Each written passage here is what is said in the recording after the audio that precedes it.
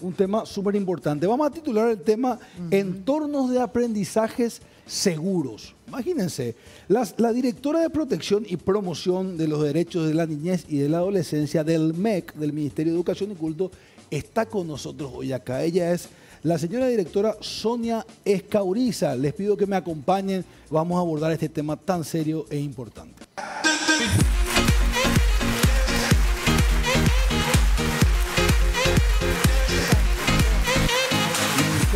Bien, gracias. Bienvenida, buenos días, América. Muchísimas gracias por la invitación. Siempre es importante hacerle saber a nuestra comunidad educativa cómo estamos trabajando, los datos estadísticos y también las normativas con que trabajamos en el ámbito educativo. Excelente. Intentamos hacer una introducción empatizando mucho con la teleaudiencia, ¿verdad? La importancia que tiene tener un entorno seguro para el aprendizaje. Cuéntenos un poquito de qué se trata en concreto tener un entorno seguro. Un entorno seguro es aquel papá, mamá que deja en el portón o en la puerta de la institución educativa que sus hijos van a estar seguros, que van a estar acompañados, que van a estar seguros, ya lo dije, ¿verdad? Pero preparados para la parte pedagógica y que no le afecte lo que es la violencia ya de la sociedad misma, pero protegerle en el ámbito educativo. Para eso nosotros tenemos un programa, ¿verdad?, de convivencia sana que estuvimos desarrollando el año pasado. Agarramos Capital y Central. ¿Por qué Central? Porque con los datos estadísticos nos lanzaban más casos en Central y en Capital.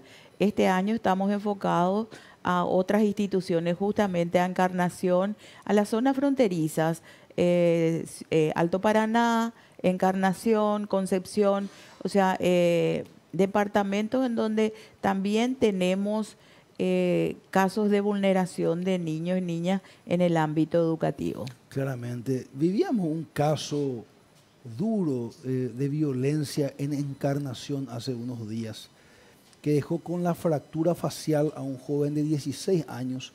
¿Qué sucedía ahí, señora directora? Bueno,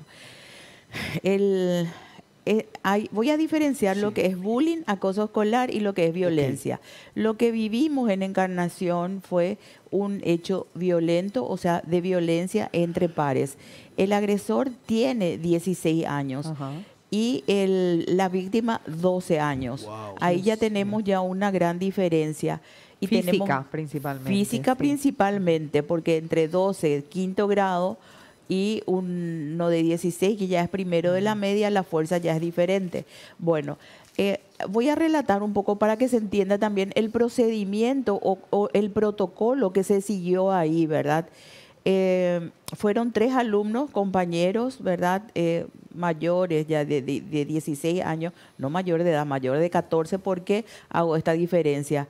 Porque ya 14 años ya son pasibles ya de que se les denuncie y que tengan un proceso, cosa que ahora justamente a raíz de esta violencia ellos ya tienen una causa abierta en la fiscalía. Uno porque cerró la puerta, otro porque grabó, omisión de auxilio y todo lo que quieras. Seguramente ya la fiscalía está trabajando eso porque le compete y porque tiene que estar averiguando, ¿verdad? Y la víctima de 12 años. En este caso nosotros tenemos un caso de violencia. ¿Por qué? Porque se generó en ese momento. Yo no tengo antecedentes que haya sido bullying. Es más, los informes me dicen que ellos son compañeros hasta de fútbol en la comunidad, en el barrio, ¿verdad? Sí estamos siguiendo la denuncia, sí hizo la mamá. Sucedió el hecho. La directora del colegio le lleva, por la gravedad del hecho, le lleva hasta un centro médico, mientras la otra directora llama y le avisa a la mamá que le están llevando al niño. O sea, ese es un poco el procedimiento que tenemos. La mamá, una vez que llega ahí, acompaña y hace también la denuncia a la policía, y a su vez ustedes saben de que eso se comunica inmediatamente a la fiscalía. A partir de ahí, nuestro rol como docente es acompañar a la familia y darle la protección también a la víctima. Se tomó las medidas y se trabaja con las normas de convivencia. ¿Qué es lo que es las normas de convivencia? No es otra cosa de lo que era nuestro reglamento interno anteriormente. Estos 3 niños ahora actualmente no asisten a clase, pero sí siguen en el sistema y se les aplicó una semana de llevar a distancia. Interín, estamos a la resulta de lo que suceda en la fiscalía. El acompañamiento también que le hacemos a la familia, tenemos entendido que ayer le dieron de alta a la víctima, como también a su vez ya tiene una fecha para, por el daño que le causó, ¿verdad? Y por la diferencia de edad, ¿verdad? Tiene ya fecha para una cirugía y Ay. también la parte oftalmológica. O sea, estamos hablando de un hecho que sí tuvo muchas consecuencias a raíz de eso. Ahí tenemos, y aclaro, lo que es una violencia, porque comenzó en ese momento, o sea, entre ellos no tenemos antecedente que haya sido un acoso o bullying, no tenemos que esto haya persistido en el tiempo. Fue como una explosión de violencia. Exactamente, esa es la diferencia que tenemos con acoso, porque quiero diferenciar, ahora tenemos muchas denuncias, lo que va, si las estadísticas, 2023 tuvimos 200 casos, 225 casos, 2024 bajó un poquitito a raíz de nuestro programa que desarrollamos, ¿verdad? No es mucho, pero vamos avanzando.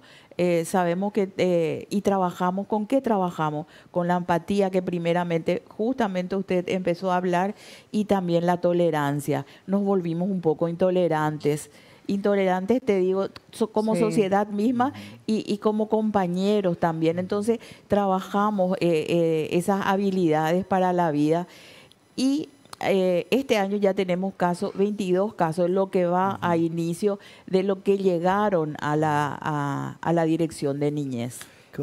Solamente vamos a conversar en breve de todo lo que está hablando, solamente darle un cierre al caso de Itapúa, ¿verdad? Qué duro esto que nos está contando. La información que manejábamos eran que eran de 16 años, ¿verdad? Prácticamente un niño, un preadolescente de 12 añitos, una diferencia, la verdad que aparte de violento, cobarde, ¿verdad? Porque golpearle a un niño mucho menor en esa edad es un acto de cobardía. Qué duro habrá sido para los padres, para el joven también, que habrá tenido muchísimo miedo a esa edad de ser rodeado, porque si bien uno lo hizo, había como unos campanas, usted describe que cerraban la puerta, ¿verdad? Es lo que nos llegó en el informe y ya la Fiscalía está trabajando sobre el caso. Qué lástima, qué duro habrá sido eso que se vivió. Claudia Melgarejo. Sí, más que nada me pareció muy interesante destacar la diferencia entre lo que tiene que ver con un acoso y lo que tiene que ver esto que fue como una explosión. Y me gustaría marcar que realmente en el último periodo, y creo que todos lo vivimos, ¿verdad? En el tráfico, o te vas al súper y la cajera está tardando. La reacción de la gente es como que la sociedad en general está muy... no sé si decir sensible o está muy explosiva, ¿verdad? Cosas que de repente uno decía que culturalmente el paraguayo es tan tranquilo, es tan pacífico, pero yo no sé si se ve o es con el estrés diario o con esto en el tráfico. En todas partes se ve como un mayor nivel de agresividad. A lo mejor no es una violencia física, pero hay como una mayor demostración de agresividad que antes no veíamos. Entonces yo lo que creo que nosotros estamos viendo es la falta de gestión emocional se traduce también en los chicos, que son producto de lo que están viendo en su entorno. Yo lo veo así, directora, que va más allá de solamente decir en la escuela. De algún lugar se ve ese comportamiento o esa falta de gestión emocional, ¿verdad? Sí, voy a acotar algo. El niño que vive en un ambiente violento se va y replica eso mismo en la institución educativa. Tenemos que entender que tanto la víctima como el victimario, nosotros trabajamos con ambos. el victimario por sobre todas las cosas, para saber el origen. Yo tengo que trabajar porque ese niño, capaz que en algún momento él fue víctima también o está siendo víctima de alguna clase de violencia en su entorno familiar o mismo en la comunidad en donde vive. Entonces nosotros tenemos que trabajar. Quiero diferenciar y hacerle también, explicarle un poco también a Claudia en ese sentido, de que el acoso comienza primero con las palabras, o sea, es más bien verbal, ¿verdad? Vos le estás viendo a tu víctima, constantemente le estás diciendo, le estás trabajando, ¿verdad? Como microdosis de agresión, claro, ¿verdad? un poquitito, hasta que de repente ya va más allá de la violencia, o sea, del maltrato verbal, ya vamos al maltrato físico. Capaz y ese niño pueda sostener en el tiempo, pero tenemos muchos casos en donde los niños ya no aguantan más, no quieren asistir a clase. Generalmente ellos ya somatizan eso, ya no querer irse a la escuela. En el momento del horario, ellos ya se encierran, no Muchas cumplen veces sus se enferman actividades, también, como claro, usted decía, pero de sí. verdad se enferman. Sí, pero somatiza uno le llevan, la no gestión de la emoción. Claro, le llevan los padres al pediatra y ahí ellos no tienen nada, pero de verdad ellos tenían dolor de cabeza, dolor de panza o fiebre. Ellos de verdad, ellos sienten ya por ese acoso cotidiano. O sea, claro, yo no me voy a querer ir en un lugar donde no estoy pasando bien. Claro, Exacto, totalmente. sí. Claudia. Sí, sobre otra consulta que le quería hacer, ¿verdad? Usted hablaba, estamos viendo desarrollar estas habilidades. ¿Cuáles son esas habilidades, directora? Porque me parece fundamental. Antes quizás esto no era una prioridad, nosotros no lo veíamos como algo bueno porque estaba normalizado que de repente, no sé, incluso, no sé, el papá podía ser pirebaí, que explote, que te diga cosas, ¿verdad? Y que uno decía, no, viste que él es el papá. Pero hoy día lo que hemos aprendido es que hay cosas y comportamientos que no son adecuados y que tienen que ver justamente con esas heridas que hoy hablabas vos, Salim, esta mañana, ¿verdad? Que en la infancia hay comportamientos que vos viste y que a lo mejor no te gustan, pero como es lo que conoces, vas y repetís.